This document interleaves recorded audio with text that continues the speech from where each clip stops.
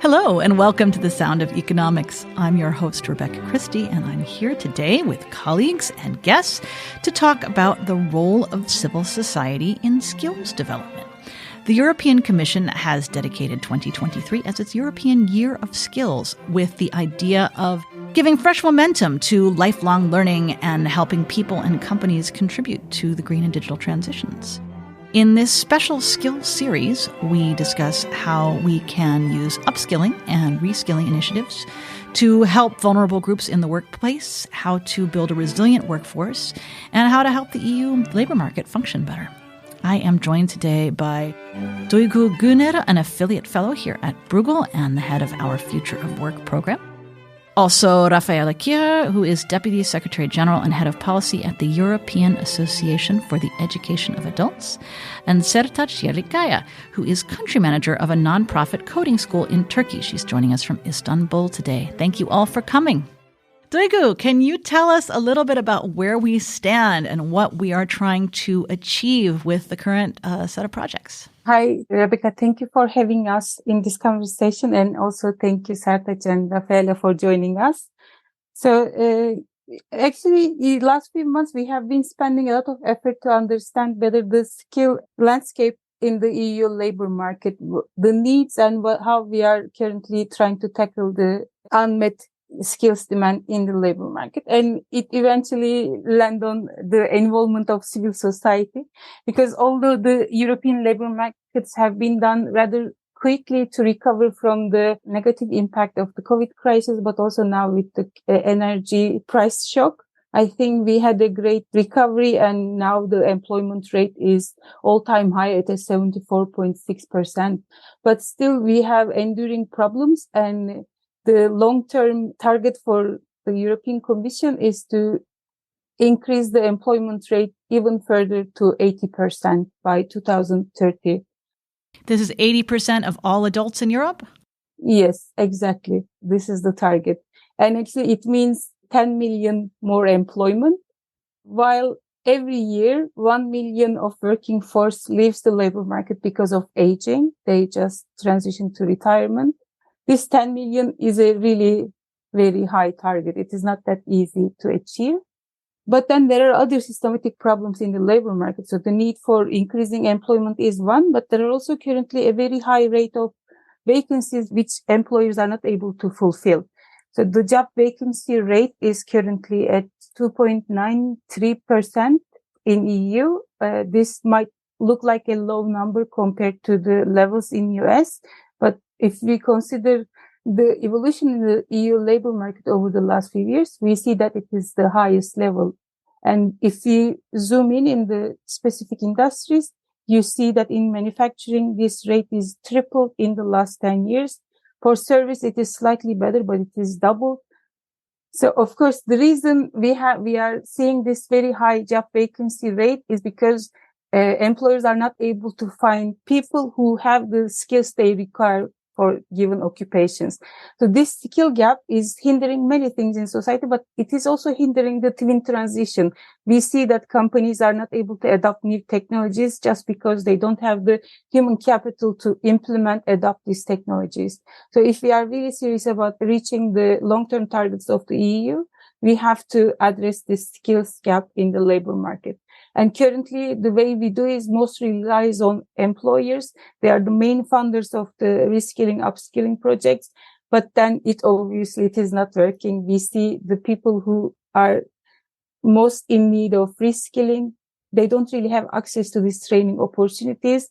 And what we are doing now is not really serving our needs. So we are hoping to advocate for the better involvement, more involvement of civil society, and hopefully close the gap in the nearer future. So, Rafaela, you are with an association that presumably is part of civil society. As you tell us how your group is working on this, I would also appreciate it if you could define civil society for us. Is it mostly groups like yours? Is it other types of groups? Who are we talking about? And how are you all contributing? That's a good question. I think there's several different definitions of civil society. How we see it is that we really bring together grassroots organizations, but also their national, regional associations. And then, of course, as a European association, we work together a lot with international and European associations that also represent civil society. So for us, it's always about going to the grassroots, finding out what citizens and people need, which kinds of services, which kinds of other provision support they need. And this is basically what civil society does. So just really to represent the interests of citizens. Tell us how your group is working to meet some of these gaps that we've identified and what things you think would help for those of us who are new to the topic in getting our heads around the issue. We try to identify which initiatives there are at the grassroots level to bring together different partners, and that can be civil society together with academia, for instance, but it can also be partnerships with municipalities, local authorities, the private sector even. So you can think of a very broad range of different partnership types of cooperation at the various levels of decision making, of learning provision. And I think this is where we also see the biggest impact when we try to reach out to those who are furthest away from learning. So our interest is not only to focus on those people who already are in the labor market and perhaps have possibilities to participate in employment-related learning, but especially those people who are away from this, removed from learning due to their background. Some of them might be migrants. Some of them might be long-term unemployed. Some of them might have disabilities. There are many people who actually face a lot of barriers when it comes to participation in learning. And I think what civil society really does very well is to use these partnerships to reach out to these groups of learners and then bring them in, create motivation, also show to people that they are able to learn, because you must imagine that a lot of people don't believe in themselves, especially if they have negative experience with prior learning. Then they might also be hesitant to participate in further education, in lifelong learning. So what these partnerships then do is to show to people that they have already a lot of skills and that they can build on these skills, and that they are able to learn, and that learning is something that's really bringing joy to them. And it's not only something that they need perhaps for a specific job or something, but that it's also really something for themselves, for their personal development, but also to be able to participate fully in society. So Sertaç, what kind of students do you have at your academy, and how do they feel coming in and going out? Actually, I feel more advantages compared to other side, because I'm working on the supply side and I have so many young people getting prepared for technology jobs. The association I'm working, there are the candidates for software development over 18 years old. This is a 42 school. It's the French-based school. The philosophy is very different than the schools that we are having currently. It is the first computing programming school that is entirely free and available for the students with or without degrees. There is no requirement. Just being 18 years old, the only requirement to apply the school. So it has a new teaching method. There is no teachers, there is no lectures. That's all full hands-on learning from applying, learning from project-based examples, and based on peer learning as well.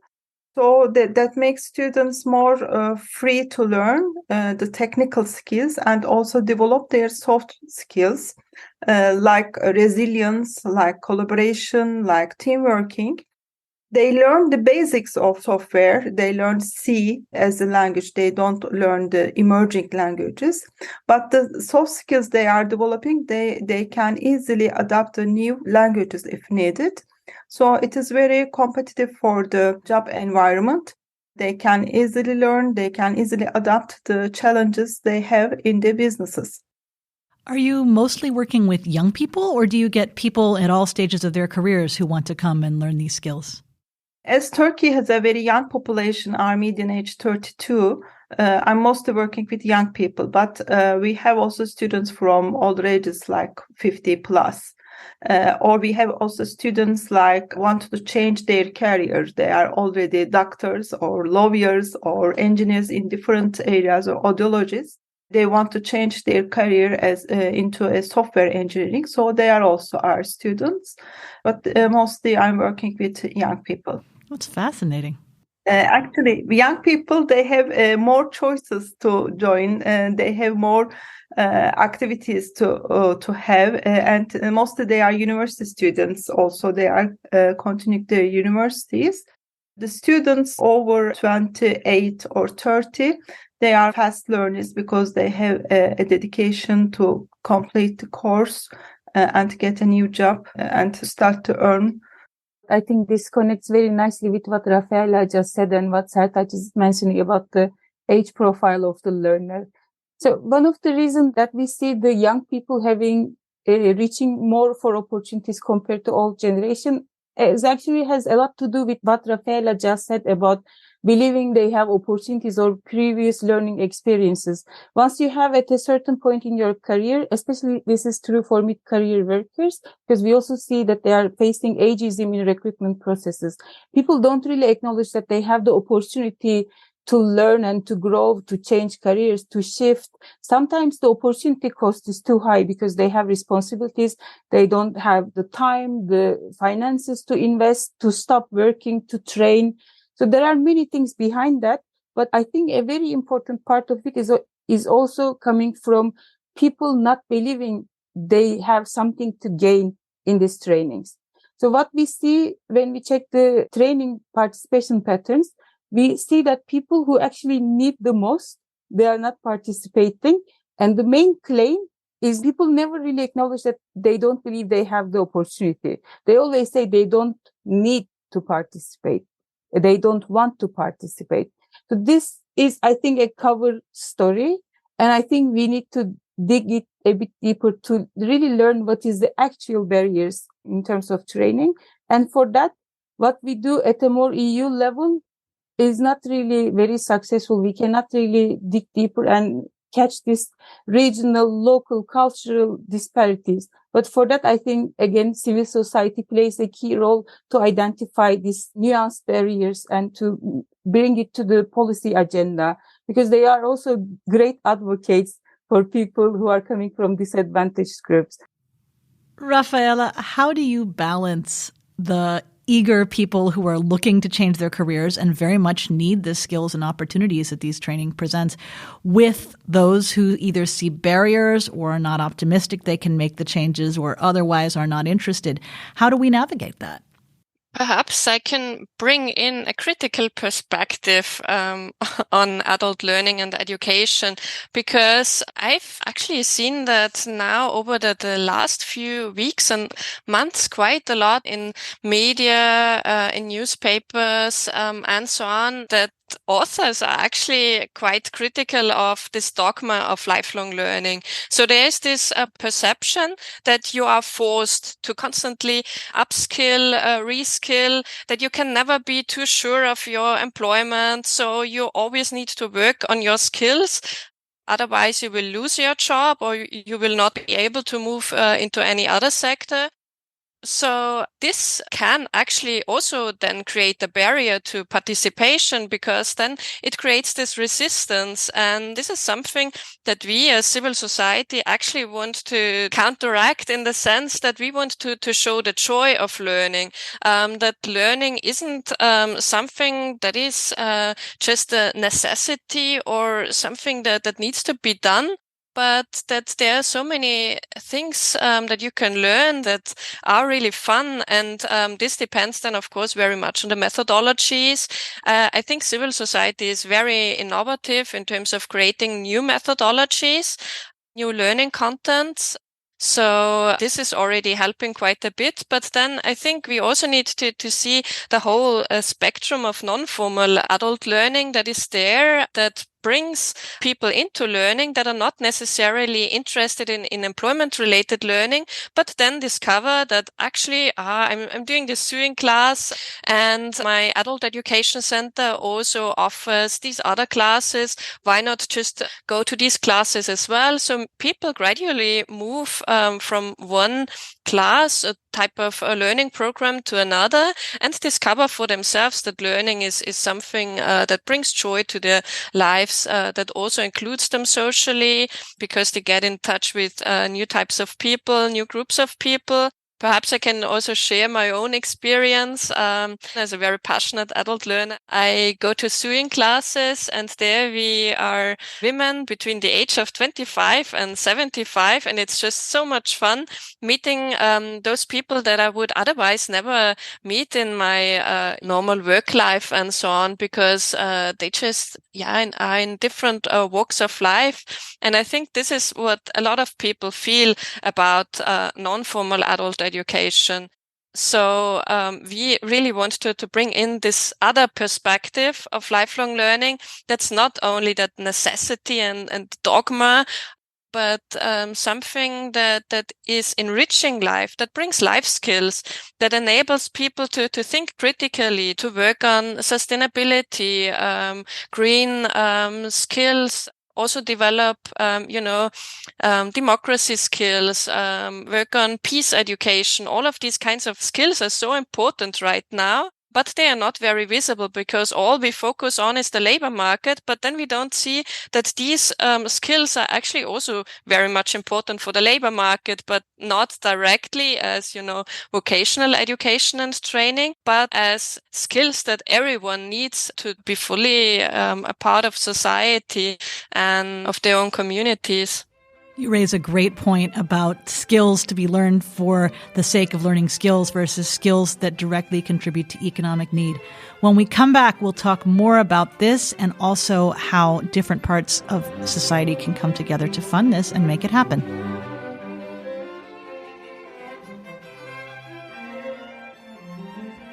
Welcome back to The Sound of Economics. We were just talking about skills and learning and how sometimes it makes sense for people to learn things because they want to learn them and it makes them a better and more fulfilled version of themselves. And sometimes they want to learn things because they want to earn money and improve their economic situation. And this doesn't even account for all the times when employers want people to learn things that they might not think about learning on their own because they want to have workers with those skills. So I go, how do we balance all of that? And what should we be thinking about in trying to facilitate these things? I also want to add what Rafaela said, joy of learning, and why it is important, even though it might not be necessarily a work-related skill, it is still very relevant for the labor markets, because as technology is changing drastically, the jobs, the tasks, the skills needed to perform those tasks, they are changing so fast. And most of the time, we don't even have an idea what is going to be the skills in demand in the next few years. I'm not talking about next few decades or a big revolution, but really like in the next few years, we don't know. We have some ideas, we have some estimates, but we don't really know what we will be really demanded in the labor market. One thing we know for sure is that we need to have this learning culture embedded in our societies so that whatever the need be, whatever the evolution takes us, wherever it takes us, the people should have this internal motivation to evolve accordingly. They should be able to acknowledge the change and adapt themselves without an external motivation, without an external enabler.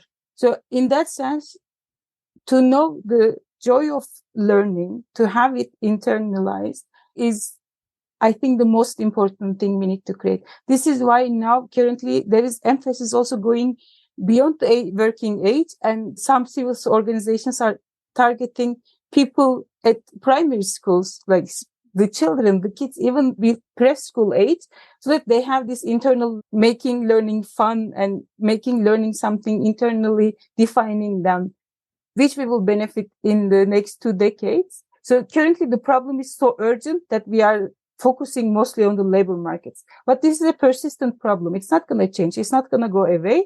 So the efforts also should be stretched beyond the borders of the labor market to non-forms of learning. Some hobbies is also relevant. Sertaç, does your program allow you to bring hobbyists in as well as the people who are really focused on getting good jobs? Of course, it is a self-learning program as there is no teacher and there is no lectures. All the students are learning according to their pace. So they have lots of opportunity to improve their soft skills as well. They are meeting with CTOs. They are having lectures on fintech or gaming or machinery equipment development. Many other topics are already included parallel to the main curriculum. So there are lots of opportunities for them to understand what is the real working environment is, what is expected from them when they start working. Unfortunately, after COVID and after the digital transformation, let's say, they don't have chance to work in an office environment. So it is very difficult for them to get into the cultural change or feel part of a team with the physical presence. But having those kind of seminars, those kind of get-togethers also helps them to feel what the real working environment is. And I would like to add some comments on this skill part, what Duygu was mentioning, Meher. I think that the definition of skill there's a problem on the understanding and definition of skills among the stakeholders. There are so many reports about skills and gaps, but there is not a common understanding. There is not a common skill taxonomy that we all agree on. For example, according to World Economic Forum, the Future of Work report, it says that 1/4 of the jobs today will be disrupted in 5 years. And 44% of the fundamental skills have to be gone under transformation. So with having like 3.4 billion workforce in the world, we had a lot of responsibility to change this transformation on top of our jobs. And it is, as Rafael and said, that technical skills are not easy to define. For example, previously, manual dexterity was said that will diminish, but after COVID, it is now at top 10 skills expected for the future workforce. Or AI and data, when we consider AI and data as skill, it is very difficult to obtain that skill and to develop AI tools. So we need a few people maybe very good at AI tool development. So there is no need for panic. But if we are talking about information and data literacy, everybody has to be literate about reading data. So we have to be panicked then, considering the workforce all around the world.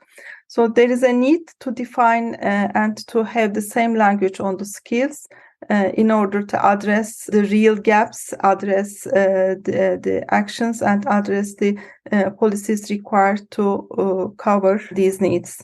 Can you tell us more about your funding, the mix of nonprofits, corporate funding, government funding, other ways? Who's providing the funds for this, and what are they looking to see? Are there particular metrics? Is it just that you provide the classes? How does all that fit together? It is a publicly funded program. There are also private companies sponsoring the program. Because at the end of the day, they will be the user or the employer of these skills we are developing.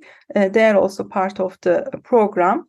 There is no responsibility on the student side. It's a whole free of charge, and there is no obligations on the student side. They are all free. Funders, let's say public funding, the measurement is increasing the number of people because we have a target of reaching so many software developers in the country. So it is contributing to that target. So measurement is increasing the number of software developers in the country. From the private company side, they are looking for software developers. Universities are not good enough to provide the necessary skills in the number and in the proficiency side.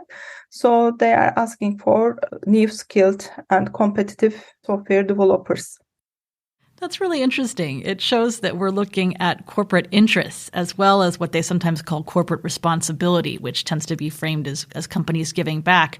What you're talking about sounds like corporate investment, where they're really trying to make things happen that will work for them. Rafaela, how do you see this balance coming through in terms of private sector funding? We know from the data that we have that private sector funding for adult learning and education is actually really very important. It's in many countries 6 times as much as the public funding for adult learning and education, which is really a substantial difference. We can also see, unfortunately, that there is a stagnant or even reduced public funding for adult learning nowadays, and especially also in the countries that are traditionally those that are most supportive of public adult learning programs. For instance, in the Nordic countries that have now seen changes in their governments that have an impact on the actual funding of these programs, which also makes the private funding, of course, all the more important. But then we always need to be a bit careful with the potential impact of private funding on the providers, because very often it comes with certain conditions. For instance, we've seen that with the big tech companies that provide laptops or software to providers, that then these providers really need to stay with these companies. So they can't just say, okay, now we have this type of computer system, but we would like to use another one because it would be more beneficial for our learners. This is then generally not possible because then you're attached to the funding, of course, so you can't just move freely. Having said that, it still opens up a lot of opportunities that wouldn't exist if we only had the public funding. From our side, as a European association, of course, we would like to see a substantial increase of public funding. And this is something that the EU and member states have committed to in the Marrakesh Framework for Action of the United Nations that was adopted last year. We have recently done a review of what has been done ever since in EU member states, and we don't actually see any increase of funding, but rather the opposite. So there's that. What also plays a huge role in many countries is the participants' funding. So not all programs, as those that Sertac has described, are completely free for the learners, but very often learners actually have to pay participation fees.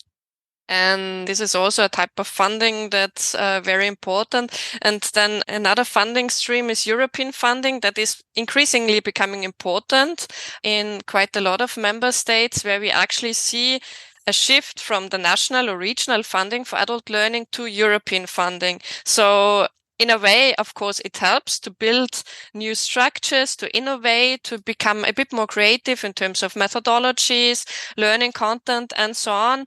But on the other hand, it also just really means that then for national or regional governments, it can mean, okay, now fine, you are funding this, so we don't have to do it anymore. And then we have an issue if we really want to increase the participation in adult learning to 60% until 2030. This is one of the EU benchmarks, and we are very far away from this. So let's see what the countries will do to really increase participation levels. Thank you. When we come back, we'll talk about advocacy and ways to make sure everyone is included in this process.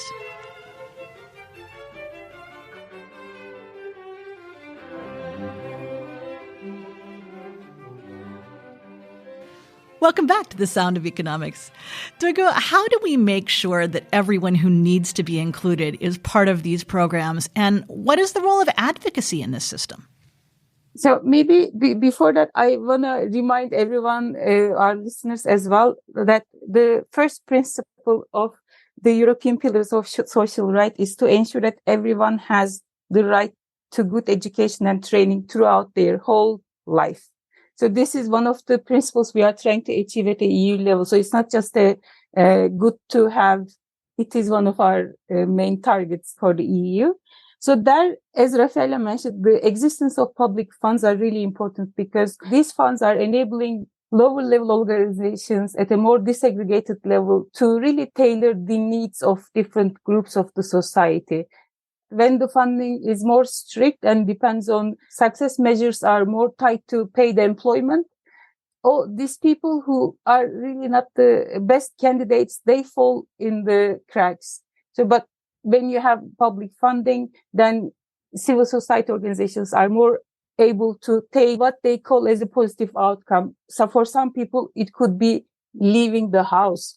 So before coming to paid work, there are many steps that a marginalized person might need to take. And I think civil society is great addressing in that. And for that, they need public fundings.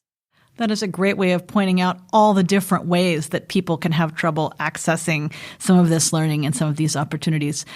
Sertaç, I'd like to ask you, because you're outside the EU, do you find that people who go through your program have an easier time working with international companies? Does it facilitate integration, which is something that in the long run, the EU and Turkey are hoping to work toward? The technology companies are multinational, so the technology language is very common to integrate with. And then there are also for English, especially the main language of the business. So most the English is a barrier to enter the multinational environment, but with the technology supporting the fast learning or the like ChatGPT, the tools to translate easily, it helps also people to work for multinationals. Is it good or is it bad? We can discuss, because from the university times, they start working from China to US in a daytime. So they may stop their education, especially the talented ones. From the second year of the university, they start working for all over the world from the country. And it is affecting their education as well. So it is another angle we can discuss later. Rafaela, tell us how to find this balance. I would like to connect to something that Duygu mentioned about how civil society helps to build partnerships, because there are really great examples of, for instance, how civil society works together with social housing, women's initiatives, especially in rural areas, libraries and other kinds of services where it's really at a very local level that initiatives, associations get together, see a bit where there are needs for reaching out to new groups of learners, who is probably very much excluded from learning and why. So identify the issues that might be there, and then really bring people together, ensure also through guidance services, for instance, that people can smoothly move into learning between the different types of learning, also from non-formal to more formal vocational education and training. This can be really beneficial for communities, but of course also the learners themselves. Thank you. This has been a really great discussion. As we close out this episode of The Sound of Economics, I'd like to hear from each of our guests. What is the one thing that you wish could happen going forward in terms of EU action or collaborative partnerships? What's your number one wish list for the thing you'd like to see? Duygu? Inclusion. My biggest fear is that the digital transformation mostly, but also green transition to some extent, is just going to exaggerate the inequalities in the labor market, because the opportunity is not equally distributed. The access is not equal. And my biggest fear is that although it could have a converging effect in well-being across EU, it might create a bigger gap between different socioeconomic groups. So my wish is that we find the good policies where we can use this transformation to our advantage and close the gaps in the society. Sertaç?